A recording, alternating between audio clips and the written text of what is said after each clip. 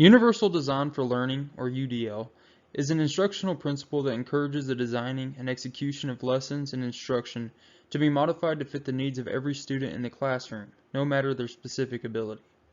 Authors Hallahan, Kaufman, and Pullen offer a great description of UDL with, quote, "Based on the architectural principles of Universal Design for Learning, UDL, serves the general purpose of making learning accessible to more students in inclusionary programs. The idea is that with modifications of representation, materials, expression, methods of communication, and engagement, how students respond to curriculum, teachers can include a much wider range of students in typical classroom instruction." Applying UDL principles in the educational setting can address the needs of all students. In practice, UDL allows teachers to implement quality instruction to every child in his or her classroom. To do so, teachers should take full advantage of technological aids, multiple delivery methods, and multiple means of expression. Instructional delivery methods should be diverse and include technology, verbal, and written instruction.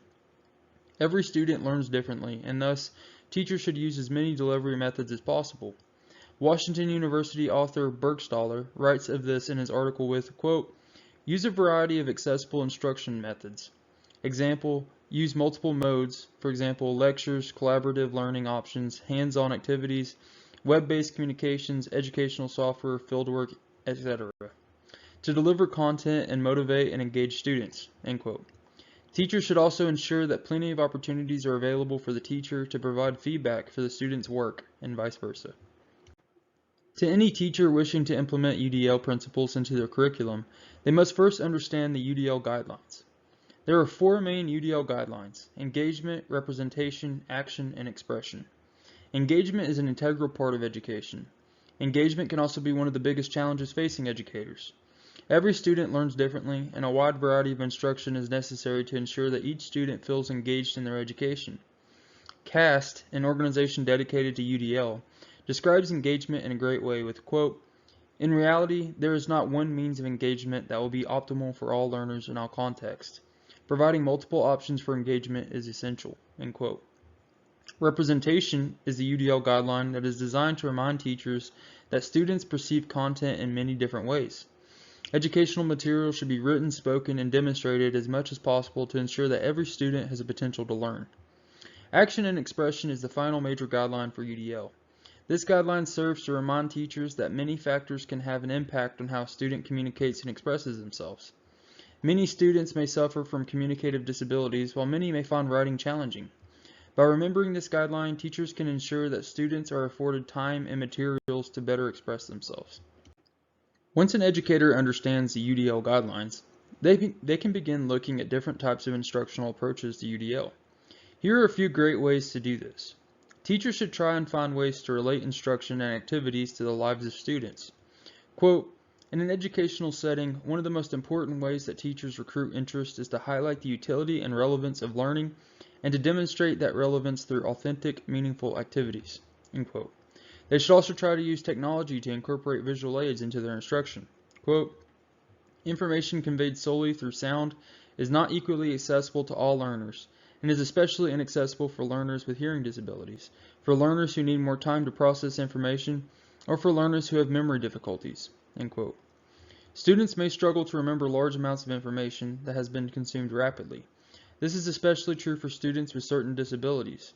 To aid these students, teachers can offer study guides and note-taking templates to aid students in remembering information.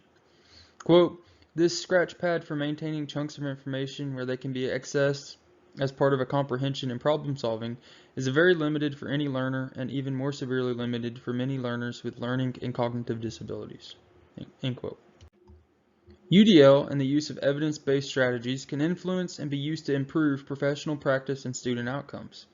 By incorporating UDL principles into an educator's curriculum planning, they will have a great foundation for becoming a more well-rounded and inclusive educator. By creating a more inclusive classroom and modifying instruction to be accommodating to a wider range of student capabilities, studies have shown that student academic performance will increase.